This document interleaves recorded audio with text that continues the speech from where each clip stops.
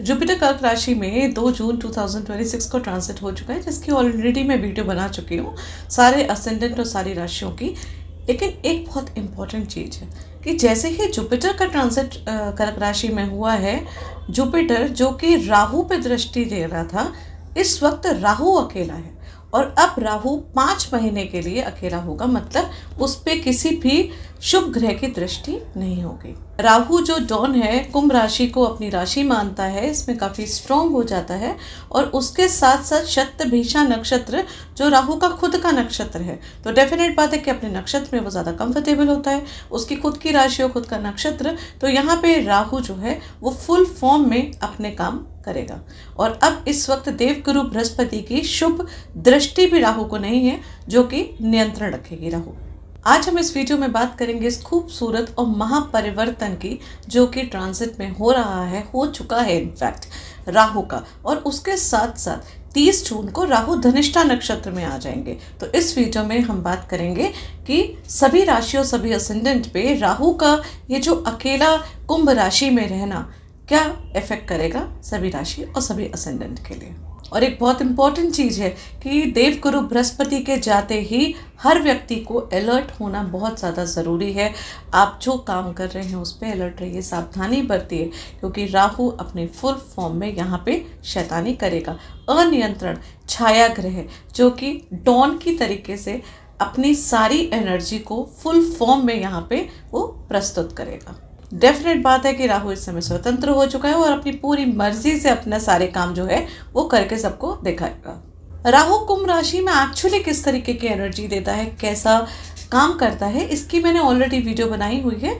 आप डिस्क्रिप्शन में मैंने लिंक दिया हुआ है, आप उससे देख सकते हैं अगर आप जानना चाहते हैं विस्तार पूर्वक कि राहु कुंभ राशि में किस तरीके का काम करता है और किस तरीके की एनर्जी जो है वो प्रोवाइड करता है। उससे आपको क्लैरिटी थोड़ी और ज़्यादा मिल जाएगी। अब देवगुरु बृहस्पति जो कि देवों के गुरु हैं और वो राहु को जब देखते हैं तो उसको नियंत्रण करके रखते हैं। एक वो शैतान बच्चा होता है ना, जिस पे अगर उसकी गुरु की दृष्टि हो, टीचर की दृष्टि हो, तो वो थोड़ी शैतानी कम करता है। लेकिन यहाँ पे देवगुरु बृहस्पति तो कर्क राशि में उच्च के होके जा चुके हैं, तो राहु पे उनकी दृष्टि नहीं होने की वजह से राहु का जो इंटेलेक्चुअल फॉर्म है, जो आउट ऑफ द बॉक्स सोचने का फॉर्म है, भ्रम पैदा करने की चीज़ें हैं, वो और ज़्यादा इन्हांस होगी।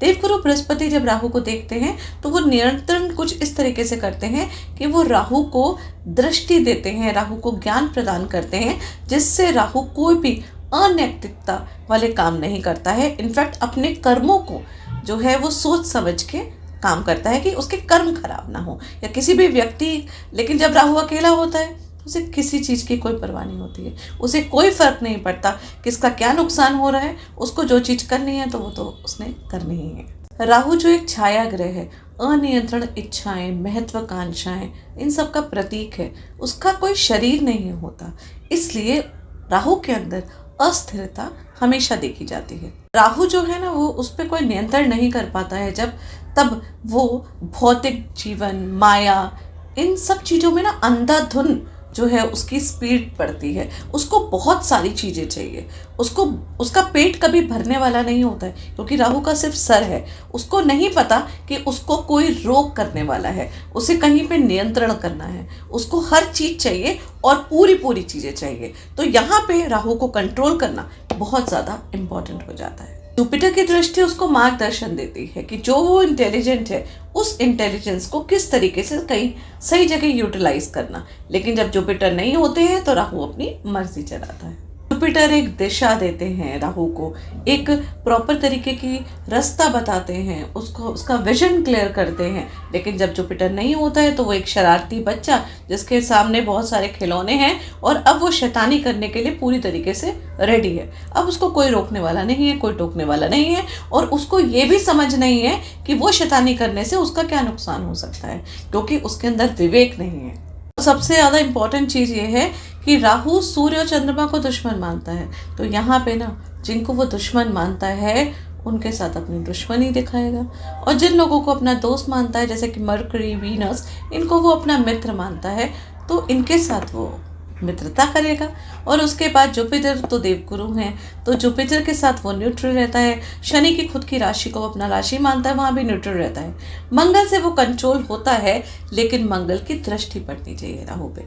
तो यहाँ पे राहु किसी भी तरीके की कोई भी रिस्ट्रिक्शंस में नहीं है, और बिना रिस्ट्रिक्शन के वो पूरी तरीके से फुल फॉर्म में अपना काम करने वाला है। राहु को तो सिर्फ एक देवगुरु बृहस्पति ही रोक सकते हैं, और अब वो यहाँ से जा चुके हैं।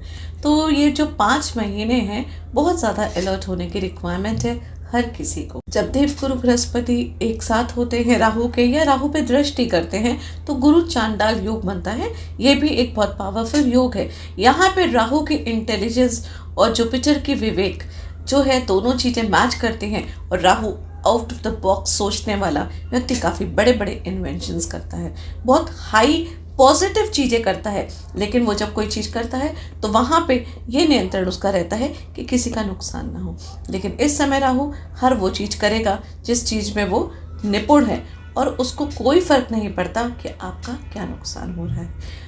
ये वो लोग ज़्यादा अच्छी तरीके से समझ सकते हैं जिनका राहु लगन में है, या जिनका राहु धनिष्ठा नक्षत्र में है, शतभिषा नक्षत्र में है, और अगर वो लगन में है तो वो डबल काम करता है। ऐसे लोगों के मन में एक काइंड ऑफ अ भ्रम हमेशा रहता है। उनकी एक्सपेक्टेशन इतनी हाई रहती हैं अपने आप से, उनको ऊंचा पद चाहिए, उनको आगे बहुत बड़ा अचीवमेंट करना है, और इसी तरीके की जो मंशा होती है, इच्छा होती है, ये जीवन भर उनके मन में हमेशा एक अभाव रहता है, क्योंकि वो जितना भी आगे बढ़ते जाते हैं वो सेटिस्फाई नहीं हो पाते हैं। ये राहु की क्वालिटी होती है।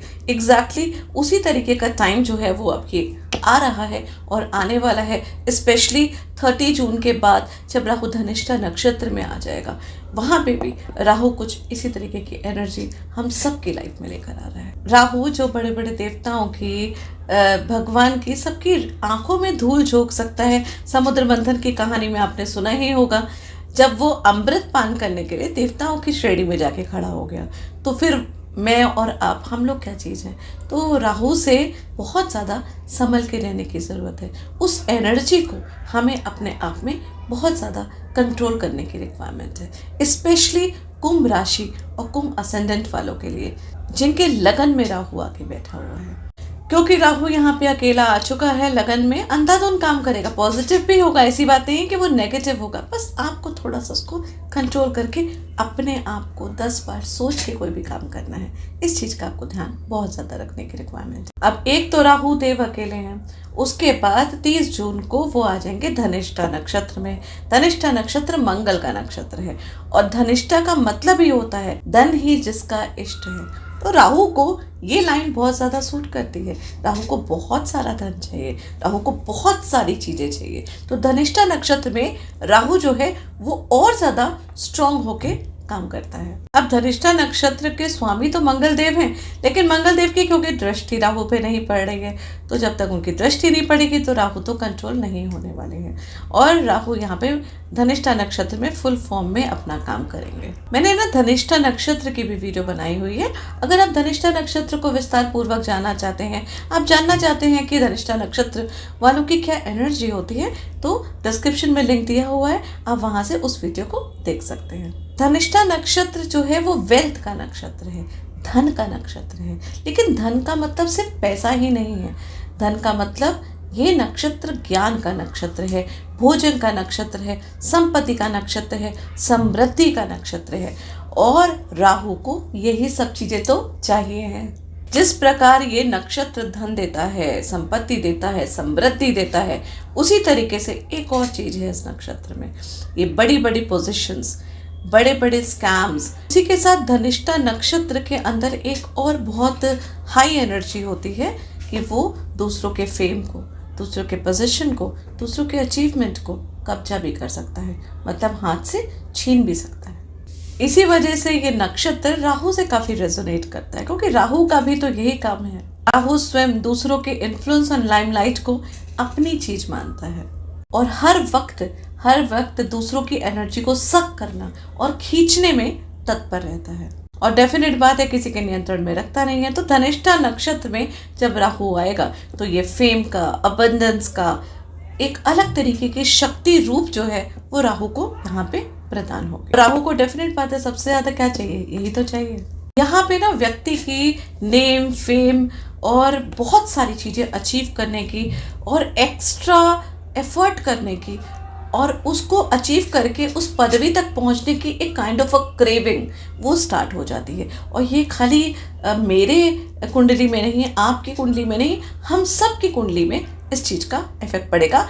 हाँ, जिन लोगों की दशा या अंतर्दशा चल रही हो राहु की, या जिनका खुद का राहु धनिष्ठा नक्षत्र में बैठा है, उनको ज़्यादा इफेक्ट पड़ेगा इस चीज़ का। और जिनका लगन में राहु चाहे नेटल चार्ट में बैठा हुआ है या फिर ट्रांजिट में लगन में आया हुआ है, उन लोग की लाइफ में बहुत ज़्यादा इफेक्ट आएगा। एक और चीज़ है कि राहु रेट्रो चलता है, तो रेट्रो मतलब कि वक्री, पीछे की तरफ जाता है। तो राहु इस समय धनिष्ठा नक्षत्र में जब आएगा 30 जून को, तो यहाँ पे फाइनली रहेगा और इसके बाद वो मकर राशि में 2026 5 दिसंबर को चला जाएगा। फाइनली वो फिर कुंभ राशि को छोड़ देगा। तो अभी वो कुंभ राशि की धनिष्ठा नक्षत्र की एनर्जी देगा, उसके बाद धनिष्ठा नक्षत्र की एनर्जी आगे भी रहेगी, लेकिन वो फिर मकर राशि की रहेगी। यहाँ पे आप देखिएगा कि जो लोग real estate, long term asset और टेंजिबल वेल्थ से जुड़े हुए हैं, उनको बहुत ज़्यादा इफेक्ट जो है वो देखने को अपनी लाइफ में मिलेगा। In fact emotional intelligence, public influence और लाइफ के बड़े बड़े बदलाव में आप देखिएगा, जो आप स्मूथली हैंडल कर रहे थे, आप उसमें देखिएगा कि आपके अंदर एक अलग तरीके का ब्रेवरी आएगी, आपके अंदर एक अलग तरीके की क्षमता आएगी कि हर व्यक्ति के, इंसान के अंदर एक एनर्जी जो है वो बूस्ट होगी जब राहु धनिष्ठा नक्षत्र में आएगा। साथ ही यहाँ बड़े बड़े एक्सपेरिमेंट्स, बड़े बड़े इन्वेंशंस, बड़े बड़े प्रोजेक्ट्स भी होंगे और उनकी भी शक्ति जो है वो काफ़ी ज़्यादा बढ़ेगी। राहु के धनिष्ठा नक्षत्र में जाते ही networking, communication skills, commercial agility और ज़्यादा इन्हांस होगी। मीडिया और एंटरटेनमेंट फील्ड में आप देखिएगा कि जो लोग हैं वो बहुत ज़्यादा नाम कमाएंगे और उनकी लाइफ में एक बहुत भारी पॉजिटिव टर्निंग पॉइंट जो है वो देखने को मिलेगा। दुनिया में इनोवेशंस, होप, नए अवसर और प्रॉफिट ट्रेंड्स जो हैं वो काफ़ी ज़्यादा बढ़ेंगे। स्टॉक मार्केट में भी बहुत ज़्यादा अप्स डाउन्स जो हैं वो इस वक्त देखने को मिलेंगे। पब्लिक अटेंशन, करिश्मा, क्रिएटिविटी, नरिशमेंट, इमोशनल रिदम और धन के आनंद लेने की जो क्षमता है वो हर व्यक्ति की बढ़ जाएगी।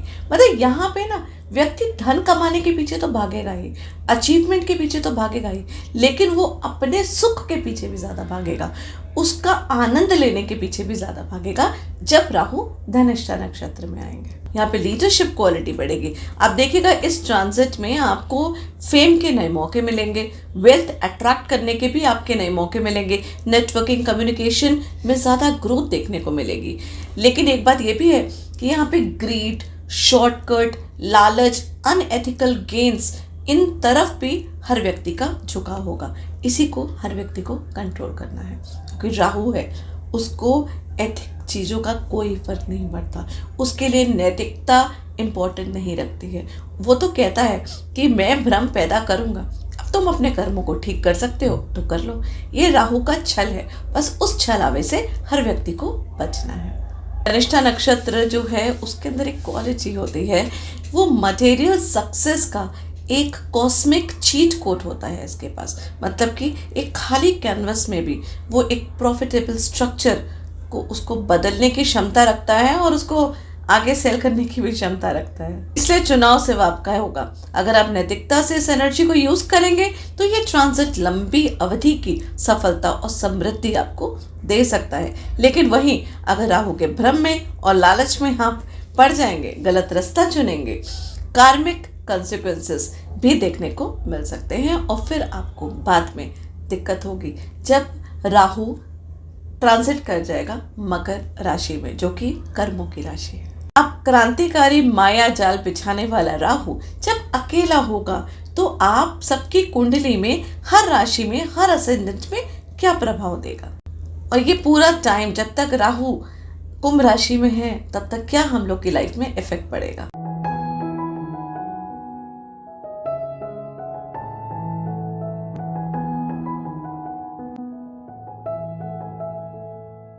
नमः शिवाय, स्वागत है आपका इस चैनल में। अगर अभी तक आपने चैनल को सब्सक्राइब नहीं किया है तो इसे सब्सक्राइब करिए, जिससे फ्यूचर में आने वाले वीडियोस का अपडेट आपको मिलता रहे। तो मीन राशि, मीन असेंडेंट, पाइसेस राशि, पाइसेस असेंडेंट, देखते हैं कि राहु का ये जो ट्रांजिट है, क्योंकि अब जुपिटर की एनर्जी, जुपिटर की दृष्टि राहु पे नहीं है और राहु का धनिष्ठा नक्षत्र में भी ट्रांजिट आपकी लाइफ में क्या इफेक्ट करने वाला है। तो पाइसेस राशि वालों, मीन राशि वालों, आप लोगों के लिए जो राहु का ये टाइम है, ये 12th हाउस में है, जो कि एक्सपेंसेस का हाउस होता है, फॉरेन कंट्रीज का हाउस होता है, सबकॉन्शियस माइंड का होता है, सोने का हाउस होता है, आइसोलेशन का, स्पिरिचुअल एक्टिविटीज का हाउस होता है, मोक्ष का भी ये भाव होता है। और यहाँ पे अब देवगुरु बृहस्पति की दृष्टि राहु पे नहीं है, मतलब राहु यहाँ पे अब फुल फॉर्म में इंटेंस एनर्जी में काम करेगा। यहाँ पे देखिए, ये हो सकता है कि आपकी स्लीप थोड़ी सी डिस्टर्ब हो, तो नींद ना आने की परेशानी हो सकती है, मेंटल रेस्टलेसनेस हो सकता है, या फिर बीच बीच में नींद टूटेगी, उसके बाद नींद आएगी, ओवर थिंकिंग आपकी बढ़ सकती है, आपके मन में ना फ्यूचर की मतलब आपकी इमेजिनेशंस हाई हो जाएंगी कि आगे फ्यूचर में मैं क्या करूँगा, और आपकी एंग्जाइटी जो है उससे बढ़ सकती है। मतलब कहीं ना कहीं इल्यूशन, भ्रम जो है वो सब चीज़ें पैदा हो सकती हैं। कई बार ऐसा भी देखा गया है कि 12वें घर में राहु अकेला होता है तो अलग अलग अजीब अजीब तरीके के ड्रीम्स भी आते हैं, सपने भी आते हैं, तो ये सब चीज़ें भी हो सकती हैं। तो ये चीज़ें होंगी क्योंकि राहु यहाँ पे बैठे हुए हैं। फॉरेन कनेक्शन आपका काफ़ी ज़्यादा स्ट्रॉन्ग रहेगा। ये प्लेसमेंट है ना, फॉरेन कंट्रीज़ के लिए काफ़ी सपोर्टिव होता है, तो फॉरेन ट्रेवल आप कर सकते हैं, उसका भी योग बन रहा है। फॉरेन सेटलमेंट आप कर सकते हैं, इमिग्रेशन, वीज़ा वगैरह के लिए आप ट्राई कर रहे हैं बहुत लंबे टाइम से, तो this will be the good time. आपको हो सकता है कि आराम से इजीली आप जा सकें, या फिर आपका अगर राहु वहाँ पे मतलब नेटल चार्ट का भी राहु वहाँ पे बैठा है तो और ज़्यादा आपको इस चीज़ के लिए प्रेरित करेगा। आप देखेगा कि शायद आप मन बना लें कि आप फॉरेन कंट्री में जाके सेटल हो जाए, या फिर हो सकता है कि फॉरेन कंट्री से रिलेटेड कोई मल्टी कंपनीज में आपका काम वगैरह है, प्रोजेक्ट वगैरह है, तो उसमें ग्रोथ नहीं मिल सकती है। लेकिन साथ में कुछ अचानक खर्चे भी आपके बढ़ सकते हैं, मेडिकल एक्सपेंसेस बढ़ सकते हैं, ट्रैवल एक्सपेंसेस तो डेफिनेटली, जैसे मैंने बोला कि फॉरेन कंट्रीज आपका घूमने फिरने का तो ये संभावना है, लॉन्ग टर्म यात्राएं हो सकती हैं आपकी, ट्रैवल हो सकते हैं, तो उसमें भी आपके एक्सपेंसेस जो हैं वो बढ़ सकते हैं। और साथ में लीगल डॉक्यूमेंट्स वगैरह पे भी आपके कुछ खर्चे हो सकते हैं, तो डॉक्यूमेंटेशन पे आपको बहुत ज़्यादा ध्यान रखने की रिक्वायरमेंट है। अगर आप बाहर जा भी रहे हैं या कहीं पे कुछ काम भी कर रहे हैं बाहर से रिलेटेड, तो भी डॉक्यूमेंटेशंस को बहुत अच्छी तरीके से ध्यान से देखें, उसमें कहीं कुछ फाइनेंशियल फ्रॉड का भी रिस्क आपकी लाइफ में हो सकता है, इसलिए प्लानिंग करने के बाद ही कोई भी काम करें। यहाँ पे ना हर किसी के पे अंधा विश्वास ना करें। सबसे पहली चीज़ जो इस गोचर का आपका जो मंत्र रहेगा, क्योंकि राहु देव आप अकेले हैं, देवगुरु बृहस्पति की शुभ दृष्टि यहाँ पे नहीं पड़ रही है, तो इसलिए आपको आंखें बंद करके किसी पे विश्वास नहीं करना, स्पेशली डॉक्यूमेंटेज रिलेटेड। डबल चेक जरूर करिए, चाहे जितने भी इंपॉर्टेंट पर्सन हो, जितने भी ज़्यादा जानकारी वाले व्यक्ति हों, तो भी आपको, क्योंकि यहाँ पे ना आपकी कुंडली में ग्रह खराब है, तो डेफिनेटली जब हमारे ग्रह खराब होते तो सामने वाले व्यक्ति का दिमाग खराब हो सकता है, इसलिए आपको यहाँ पे किसी पे पूरी तरीके से आंखें बंद करके ट्रस्ट करने की रिक्वायरमेंट नहीं है। कॉन्फिडेंशियल जो भी इंफॉर्मेशन है उसको बिल्कुल भी किसी के साथ शेयर ना करें। स्पिरिचुअल ग्रोथ के लिए भी ये बहुत अच्छा टाइम है, और सबसे अच्छा टाइम है ना यहाँ पे सेवा करने का है। अगर आप यहाँ पे डोनेशन करेंगे तो आपके लिए राहु की नेगेटिव चीज़ें जो हैं उतनी ही कम हो जाएगी। मेडिटेशन के लिए, योगा के लिए, प्राणायाम के लिए, मंत्र साधना के लिए ये बहुत अच्छा टाइम है। स्पिरिचुअल एक्टिविटीज़ को एनहांस करने के लिए, स्पिरिचुअल यात्रा करने के लिए बहुत अच्छा टाइम है। अगर आप एस्ट्रोलॉजर हैं, अकल्ट स्टडीज़ करते हैं, करना चाहते हैं, कुछ रिसर्च करना चाहते हैं, तो उसके लिए भी ये आपके लिए अच्छा टाइम रहेगा। मतलब ओवरऑल ना 12th हाउस में राहु आइसोलेशन में ले जाता है, और आइसोलेशन में जब आप जाते हैं मतलब आप अकेले होते हैं, तभी आप कोई रिसर्च कर सकते हैं, तभी आप कुछ ज़्यादा मंत्र पढ़ सकते हैं, तभी आप मेडिटेशन कर सकते हैं, तो ये सब चीज़ें जो हैं वो आपकी और ज़्यादा इंक्रीज होंगी, एनहांस होंगी। आपका है ना देखिएगा इस चीज़ पे इंटरेस्ट भी आपका बढ़ेगा। ये टाइम जो है ना ये बहुत बड़ा ट्रांसफॉर्मेशन का भी आपके लिए हो सकता है।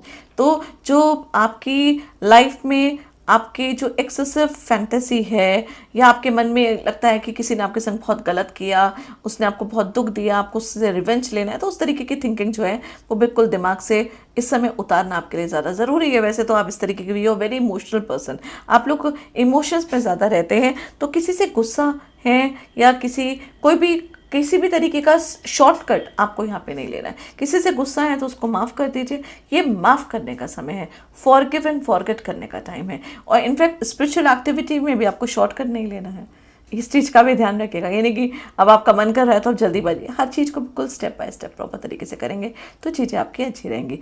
राहु है ना, कभी कभी 12th हाउस में ना कुछ इस तरीके की ना भ्रम पैदा कर देता है। उसको लगता है कि सामने वाला व्यक्ति उसके अगेंस्ट है, जबकि रियलिटी उसके बिल्कुल विपरीत होती है। तो इस तरीके के भ्रम पैदा करता है। तो उस पर अगर आपके मन में ऐसी कुछ चीज़ होती है तो थोड़ा नियंत्रण रखिएगा, थोड़ा सोचिएगा। मैं आपको ये बता रही हूँ तो अब आप इस चीज़ पे थोड़ा सा ध्यान रखिएगा।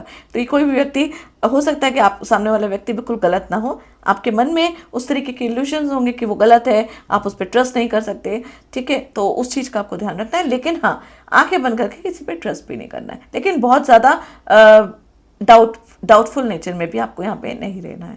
तो अगर आप राइटिंग में है, कोडिंग में है, एनालिटिकल काम वगैरह करते हैं, स्पिरिचुअल टीचिंग वगैरह में भी है, हीलिंग के किसी भी डिपार्टमेंट में है, तो भी आपको ये टाइम अच्छा प्रोग्रेस देगा। एक तरीके से ना ये टाइम है बिहाइंड द सीन सक्सेस होने वाला टाइम। मतलब कि यहाँ पे ना पब्लिक इमेज, मतलब सामने से आप शायद कुछ ना करें लेकिन पीछे से आप बहुत कुछ कर सकते हैं। अगर आप फिल्म मेकर हैं, प्रोड्यूसर्स हैं, डायरेक्टर हैं, मतलब वो चीज़ों में आपको प्रोग्रेस होगा जहां आप पर्दे के पीछे काम करते हैं।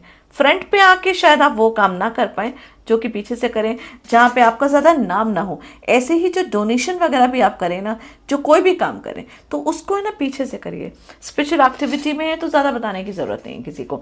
मेडिटेशन करते तो शांति से एक जगह बैठ के करिए। मतलब ये यहाँ पे ना दिखावा वाला टाइम जो है वो, उससे आपको बच के रहना है। जो भी करना है वो पीछे बैक एंड में बैठ के आप जो भी काम करेंगे उसमें आपको सक्सेस होगा। रात को सोने से पहले राहु का बीज मंत्र ज़रूर पढ़ें, ज़रूर सुनें, जिससे कि आपकी नींद जो है वो स्टेबल रहे, बार बार टूटे ना, मन में कोई पीड़ा ना हो, मन में कोई फालतू के विचार ना हो और आपके बुरे सपने आपको ना आए। तो इस चीज़ का भी आपको ध्यान रखना है। अगर आप ऐसे करेंगे तो ये काइंड ऑफ अ रेमेडी है और आपको इससे काफ़ी ज़्यादा सहयोग मिलेगा। और डेफिनेटली रेमेडीज़ के लिए, जो कि एक रेमेडी तो यही है कि आपको राहु का बीज मंत्र करना है और दूसरी है कि दुर्गा सप्तशती का 700 बीज मंत्र है होता है तो उसका पाठ ज़रूर करिए। आप उसको किसी भी समय कर सकते हैं। दुर्गा सप्तशती का पाठ करिए। दुर्गा सप्तशती संस्कृत में भी है, हिंदी में भी है, जो आपको ज़्यादा कंफर्टेबल लगता है उसको करिए। उसको करने से राहु देव जो है वो कंट्रोल में रहते हैं, अपनी नेगेटिव एनर्जी से आपको दूर रखते हैं। तो इस चीज़ का भी आपको ध्यान रखिएगा। और मेडिटेशन इस समय आपके लिए बहुत पावरफुल टूल बन सकती है। तो मेडिटेशन करिए, गुप्त दान करिए। जो भी आप डोनेशन करते हैं उसको ज़रूरत नहीं है किसी, मैंने कहा ना कि पर्दे के पीछे काम करिए, सामने आके आपको करने की ज़रूरत नहीं है। आप जो भी कुछ करेंगे ना, आपको ऐसा लगता है कि आप जो कर रहे हैं वो कोई देख नहीं रहा है, ऐसा नहीं है। जो देखने वाला ईश्वर होता है वो सबको देखता है। वो एक ऐसा कैमरा है ना, वो एक अदृश्य कैमरा है जो आपको, मुझे, हर किसी को देख रहा है। तो उस पर विश्वास रखिए और अपने आप अच्छे काम करिए, अच्छे कर्म करिए, और वो करेंगे तो उसका डेफिनेटली आपको बेनिफिट मिलेगा।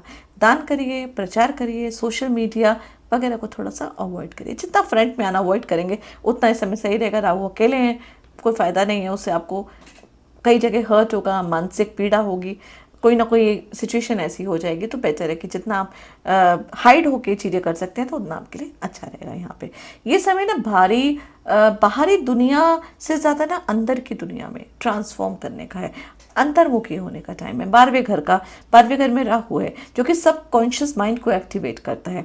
आप अपने डर को, अपनी एंग्जाइटी को, इन सब चीज़ों में उलझे ना, कन्फ्यूजन आपका ना बढ़े, उन सब चीज़ों से बाहर आए। लेकिन है ना, असल एनर्जी जो है ना वो मेडिटेशन में। तो अगर आप मेडिटेशन करेंगे, साधना करेंगे, स्पिरिचुअल एक्टिविटी में अपने आप को बढ़ाएंगे, आके करेंगे, तो आप ना बहुत गहरी ट्रांसफॉर्मेशन में जा सकते हैं। यहाँ पे ना आपको बाहर के लोगों से ज़्यादा एक्सपेक्ट नहीं करना है। आप थोड़ा सा टाइम ये ऐसा रहेगा कि अपने पे विश्वास करें, अपने आप को रेडी करें, अपने आप को तैयार करें।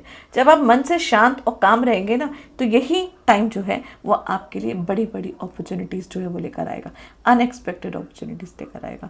और अपने मंत्रों पे फोकस करें। ये मंत्र का बहुत अच्छा टाइम है। अगर कोई मंत्र वगैरह आप करते हैं तो उसको आप करिए, तो आपके लिए काफ़ी ज़्यादा फायदा रहेगा। इनफैक्ट समझिए कि ये मंत्र की सिद्धि का भी बहुत अच्छा टाइम है। अगर कोई मंत्र आप अपनाना चाहते हैं तो उसकी आप सिद्धि भी कर सकते हैं। अब है ना, मीन राशि में, जब मीन राशि में में राहु जब धनिष्ठा नक्षत्र में 30 जून को आ जाएंगे तो वो भी 12वें भाव में आएंगे। अब धनिष्ठा नक्षत्र जब ये आएंगे तो यहाँ पे 12वें घर में बैठे हुए छठे भाव को भी देख रहे हैं, 8वां भाव, तो छठा भाव, 8वां भाव, 12वां भाव, ये सारे जो हैं काफ़ी पावरफुल हाउस होते हैं और मिस्टीरियस के हाउस होते हैं, तो इन पे भी प्रभाव आपका पड़ेगा। ये प्लेसमेंट आपको है ना दुनिया के सामने नहीं बल्कि पर्दे के पीछे रहकर ही बड़ी बड़ी चीज़ें करने के लिए प्रेरित करेगा। तो आपको बस वही काम करना है। आपके फॉरेन कनेक्शंस बनेंगे, इंटरनेशनल कनेक्शंस बनेंगे। अगर आप एमएनसी कंपनीज वगैरह में जॉब करते हैं तो आपको वहाँ पे ग्रोथ देखने को मिलेगी। फॉरेन कॉन्ट्रैक्ट्स जो हैं वो आपके एक्टिवेट होंगे। बाहर के लोगों के साथ आपके जो है वो जो कॉन्टैक्ट्स हैं वो ज़्यादा बढ़ेंगे। अगर कोई बैचलर्स वगैरह हैं तो यहाँ पे ना आप देखिएगा, हो सकता है कि आपका शादी का योग कुछ फॉरेन कंट्री से रिलेटेड बन जाए, या फिर बाहर के, या फिर आपके ना रिलीजन से कोई दूसरा व्यक्ति वो आपकी लाइफ में ऐसा आ जाए। तो इस तरीके की सिचुएशन भी आपके लिए हो सकती है। या फिर आप सेटल भी हो सकते हैं बाहर, जैसे कि मैंने आपको पहले भी बोला है कि फॉरेन कंट्री में आप सेटल हो सकते हैं। उसका बहुत अच्छा, बहुत स्ट्रॉन्ग योग बन रहा है। और ट्रांजिट में ना सबसे इंटरेस्टिंग बात यह है कि सिर्फ पैसे, क्योंकि धनिष्ठा का मतलब होता है धन ही जिसका इष्ट है, तो सिर्फ पैसे के सपने देखना और पैसे कमाने का विजन देखना एक अलग बात है, ठीक है। और उसके अलावा अगर आप जेन्युइनली इमेजिन करेंगे किसी भी चीज़ को कि कैसे अर्न करना है, किस तरीके से बिजनेस में ग्रोथ लानी है, किस तरीके से अपनी अपॉर्चुनिटीज़ को ग्रैब करना है, क्रिएट करना है, तो यहाँ पे ना राहु आपको बड़े बड़े आइडियाज़ देगा।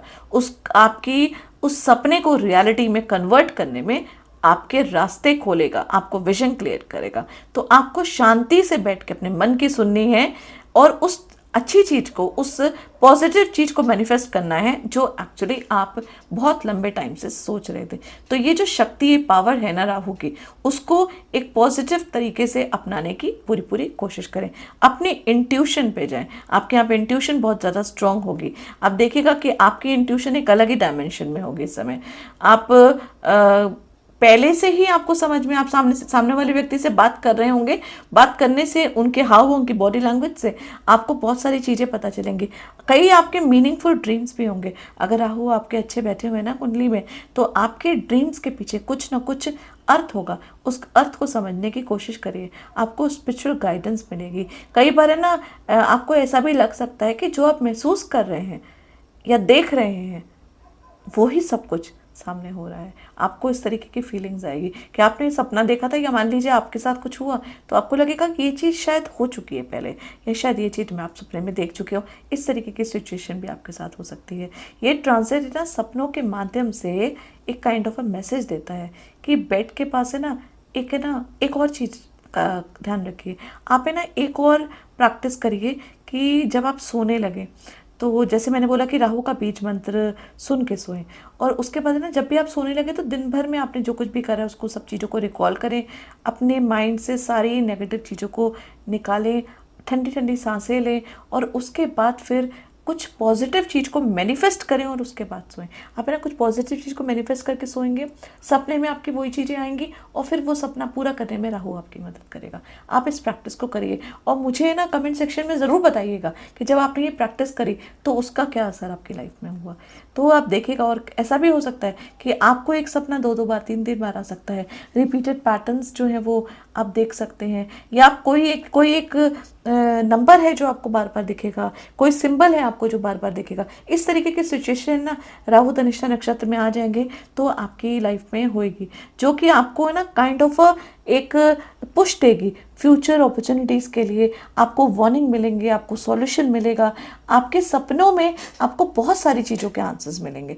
तो अपने अंतर्मुखी होइए, अपने सपनों को पहचानिए, अच्छी चीज़ें मैनिफेस्ट करिए। ये प्लेसमेंट है ना एक तरीके से देखा जाए तो बहुत ज़्यादा आपको सपोर्ट करेगी अगर आप अपने सपनों की सुनते हैं। कोई एस्ट्रोलॉजर है, न्यूमरोलॉजिस्ट है, टैरो कार्ड रीडर है, साइकिक वर्क वगैरह जो करते हैं, हीलिंग वगैरह में है, उन लोगों के लिए ना ये टाइम बहुत अच्छा है। जो काउंसलिंग वगैरह करते हैं, साइकोलॉजी में जो लोग हैं, उन लोगों के लिए तो ये वाला समय राहु का जब धनिष्ठा नक्षत्र में आएगा तो दी बेस्ट टाइम रहेगा। इसमें उनको बहुत ज़्यादा फ़ायदा हो सकता है और इस ट्रांजिट का बहुत ज़्यादा सपोर्ट आपको मिलेगा।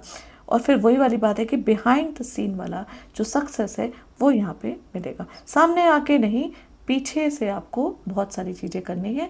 और जो पीछे से काम करने वाले लोग हैं, जो कि पर्दे के पीछे जो काम करते हैं उनके लिए टाइम जो है वो दी बेस्ट टाइम रहेगा। यहाँ पे लॉन्ग टर्म प्रोजेक्ट्स में आपको सक्सेस हो सकता है और आपका फ्यूचर काफ़ी ज़्यादा हाई हो सकता है। एक तरीके का ना ये टाइम है, आप ये समझ लीजिए कि आप अपने सपनों में कुछ ऐसे बीज बोएंगे जिसको आप मैनिफेस्ट करेंगे और फिर उसका सॉल्यूशन आपको निकलेगा और उसको आगे जाके आप बढ़ाएंगे। इंपोर्ट एक्सपोर्ट में भी जो लोग हैं उनके लिए भी अच्छा टाइम है। इंटरनेशनल ट्रेड में है, ऑनलाइन ग्लोबल बिजनेस में है, रिमोट वर्क करते हैं, फॉरेन कंसल्टेशन में है, उन लोगों के लिए भी ये टाइम काफ़ी बेनिफिशियल होगा। फॉरेन मार्केट से पैसा आने के योग जो है हम काफ़ी बन रहे हैं। अगर आपके क्लाइंट्स फॉरेन कंट्री से रिलेटेड है तो आपको वहाँ से ज़्यादा पैसा आएगा। देखिएगा हिडन वेल्थ और अनएक्सपेक्टेड अपॉर्चुनिटीज़ भी आएंगी। खर्चे आपके बढ़ेंगे, डेफिनेट बात है, लेकिन आपको अंडर द टेबल वाले पैसे भी यहाँ पे मिलने की संभावना है। पर आपको क्या करना है, सब चीज़ें नैतिकता से करनी है, ठीक है। आपके सीक्रेट बिजनेस डील्स भी यहाँ पे हो सकते हैं, कुछ स्ट्रेटेजिक पार्टनरशिप भी आपके यहाँ पे जो है वो लॉक हो सकती हैं। बट कोई भी काम करने से पहले आपको बस नैतिकता का ध्यान रखते हुए काम करना है। कोई भी हिडन टैलेंट जो आपके अंदर है उसको आप बिल्कुल भी नज़रअंदाज मत करिए, उसको देखिए, उसको समझिए, मैनिफेस्ट करिए और आगे बढ़ाइए। तो फिर ये टाइम जो है आपके लिए एक अच्छा अचीवमेंट का टाइम हो सकता है। 12th हाउस जो है ना वो सीक्रेट का घर है, इसलिए अपने प्लान्स को सीक्रेट रखिए, ज़्यादा किसी के संग शेयर मत करिए। हर सक्सेस को पब्लिक इमेज मत बनाइए, ज़रूरत नहीं है। आप कहीं घूमने जा रहे हैं, कहीं कुछ अच्छा कर रहे हैं तो उसको पब्लिक को दिखाने की आपको रिक्वायरमेंट नहीं है, अपने तक रखिए।